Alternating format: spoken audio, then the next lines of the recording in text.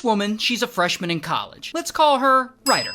So one day, she's walking home from her friend's place through the park, and that's when a man jumps out and attacks her, and he does something to her that I can't say, but it starts with an R. And then the guy runs away, and police can't find him. Now, a few months later, Ryder is walking down the street, and she just so happens to run into him. This guy. His name is Broadwater. So she calls police arrest him, he goes to trial, they use hair analysis to tie him to the crime scene, and he's eventually sentenced to prison. Years later, Ryder writes a memoir about her experience in the park that day, and it gets published. The book is called Lucky, and it sells over 1 million copies, and it launches her career as a professional author. A few years after that, Ryder finishes writing a second book, and this book is called The Lovely Bones, and it blows up too, selling over 10 million copies. Then Peter Jackson gets involved and makes it into a movie starring Mark Wahlberg, and that movie is very successful. In fact, the movie is so successful, it catches the attention of this guy, Timothy. Now, Timothy owns a production company, and he wants to turn Ryder's first book into a movie, Lucky. So Timothy gets the rights, and he funds the movie, and he starts developing it, and Victoria Pedretti from You is supposed to star in it, and it's going to be a huge hit. I mean, everything is going great. Until Timothy starts researching the book so they can properly turn it into a movie. And he notices a lot of things in this story aren't adding up. So what's not adding up? Well, let's back this up a bit.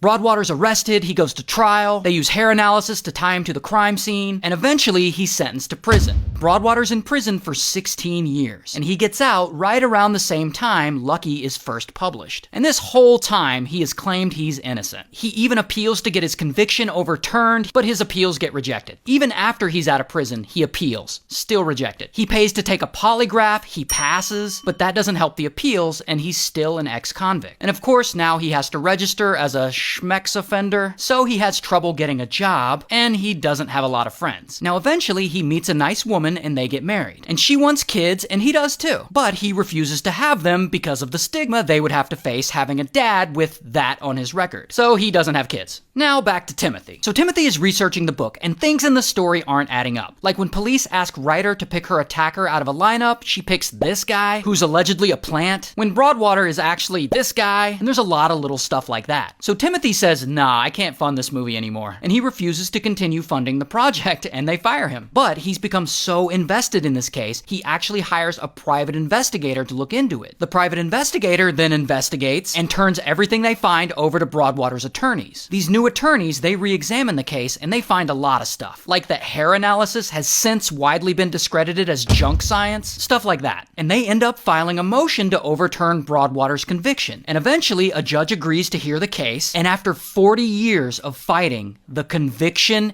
is finally overturned.